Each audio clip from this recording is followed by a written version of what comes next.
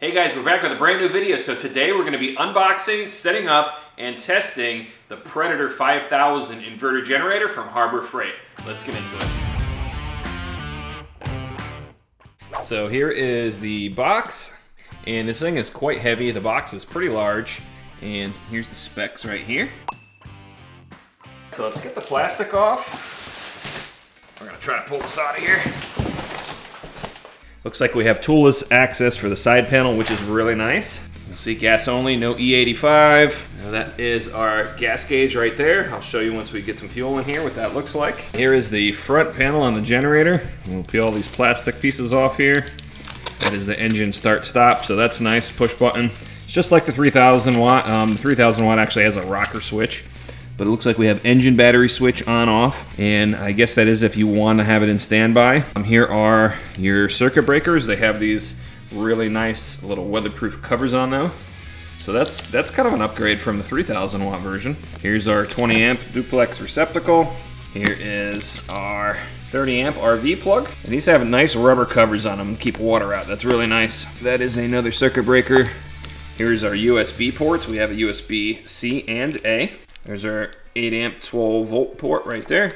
These parallel outlets are if you want to connect another generator in parallel with this, you can do that. Here's our little information screen here. Now this screen will show you runtime. It'll show you the actual voltage output and the current drawer. So we also have an overload and low oil indicator on here. Right here is where that quick connect goes for the propane. It has a nice little rubber cover that goes over it. And then this selector switch here is left all the way to the left for propane, off in storage here, and then gasoline all the way to the right. And then it looks like we have an overload reset button right here, which is really cool. I know on the 3000 watt, if it overloaded, you actually had to shut the generator off, turn it back on with no load connected to be able to reset that. So hopefully that actually does the overload reset, which will be really nice. Very similar as the 3000 watt generator they make, they have a wheel lock. Now with this lever up, the wheels are locked. It kind of keeps it from rolling. We'll put it down here. Now we can roll this thing freely. Now I want to show you one cool feature that the 5000 watt model has that the 3000 watt doesn't. You press this lever in here. This slides out like a luggage handle on a suitcase, and I can tow my generator around wherever I need to. That's super convenient. If you don't want to use the electronic start or the remote key fob, you can actually pull start it with the cord here. So let's pop this panel off, see what we got inside of here.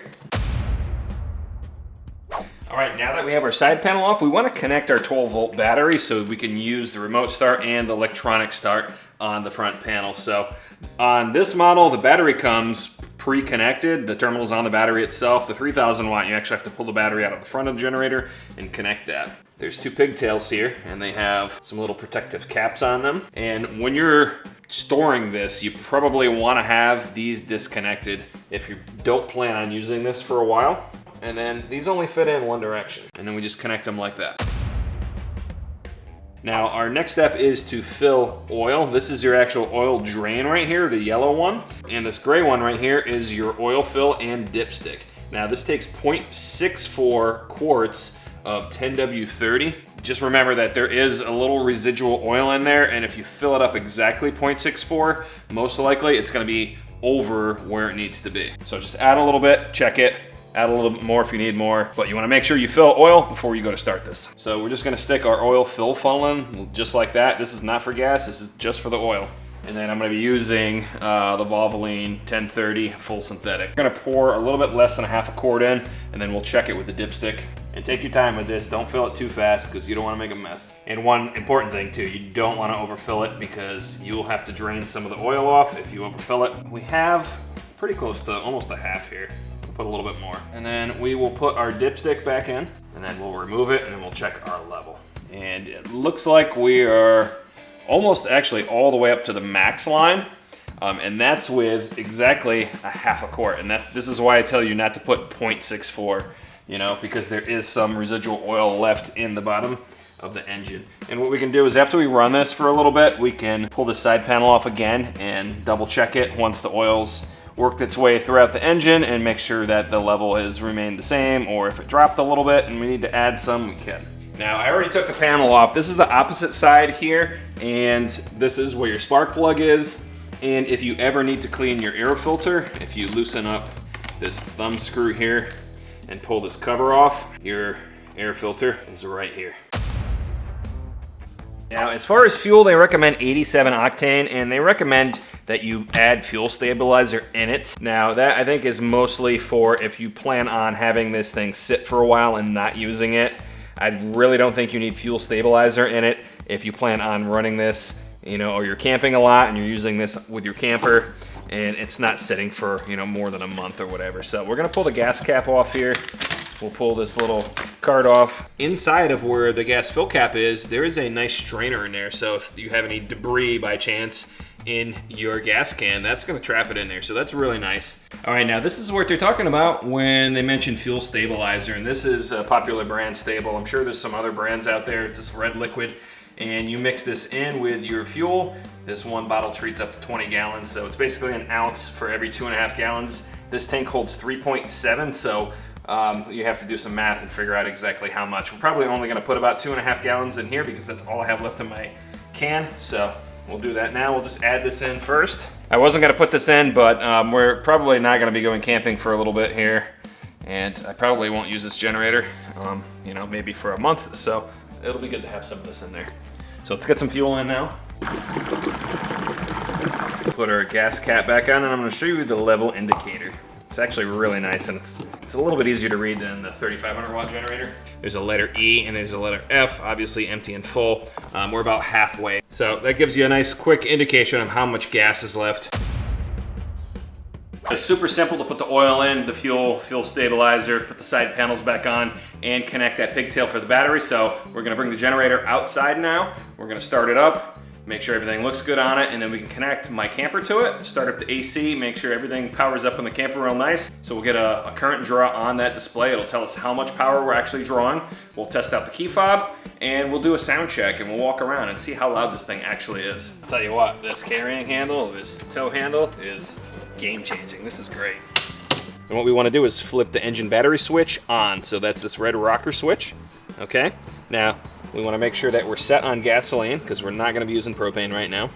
And we're going to hit the engine start button. You'll see it blinking green. We hit it one more time. And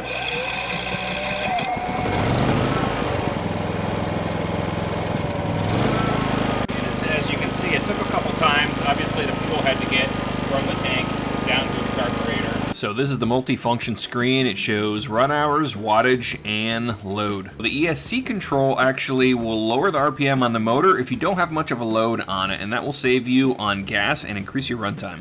Here's the key fob that they include, and it allows you to start and stop the generator remotely. So this is super nice. You can actually keep this in your camper or on your keychain. It has a little carabiner clip on here.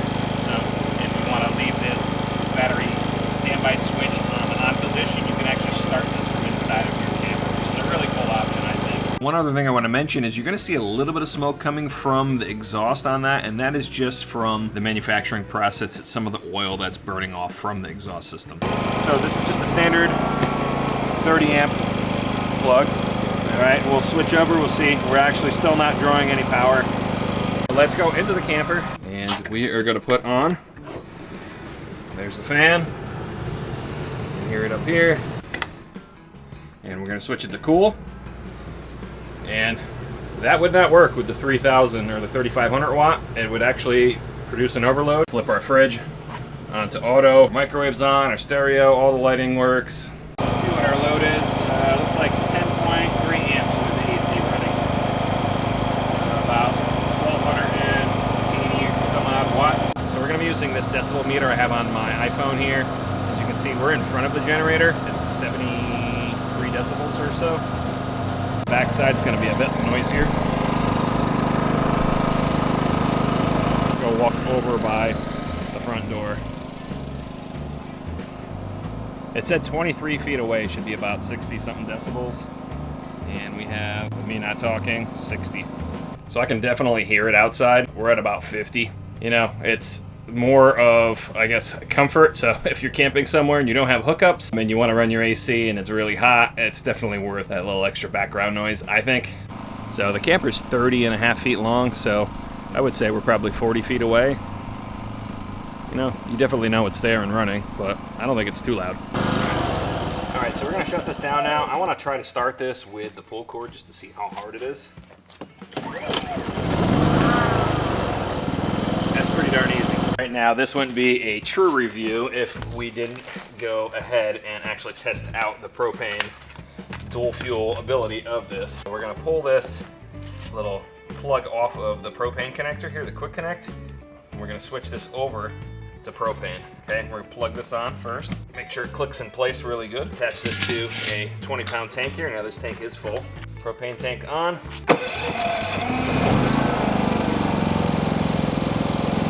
We're gonna shut off our propane tank. See if this thing dies. So that just goes to prove that it actually was running on the propane and not any residual leftover gas. It shut off almost right away, right? And then if we wanna switch back to gas, we do. The second time, switched right back over. Easy as that, that's awesome. They say that the remote start actually works 100 feet away, so let's test that out. It's about 80 feet from the front of my garage to the road over here. So we're gonna walk all the way to the road, see if this thing actually works. I wouldn't be surprised if it does. That's pretty cool. All right. Look at that. Definitely works from 80 feet away. All right, and then when you go to store this, all you wanna do is make sure that you move this fuel selector to off storage, and that just shuts off the gas going to the carb inside of the engine here. All right, guys, that wraps it up for this video. So the Predator 5000 from Harbor Freight. I got it on sale $949. It's typically, I think, $1,098, so you can say $1,100. They do go on sale from time to time. If you want to return it, there is a 15-day return window. You have to return it without fuel, and there is a restocking fee if you decide that you don't like the generator. Overall, I think it's really good. It's a lot quieter than some other generators, probably not as quiet as a Honda, but Honda, you're paying, you know, it's the gold standard of generators. They're really quiet. They last forever, just like Honda cars. But they're, you know, double or even triple the price of this Predator generator. And this is gonna get the job done for you, especially if you camp and you can't find a site with hookups, or if you lose power at your house. So this will run your fridge. It'll probably run, you know, an AC unit in your window. I'm not sure if it would run central air. I'll have to test that out. Maybe that'll be a new video. But thanks for watching, guys. Make sure to hit like and subscribe, and stay tuned for some more DIY content. Until next time.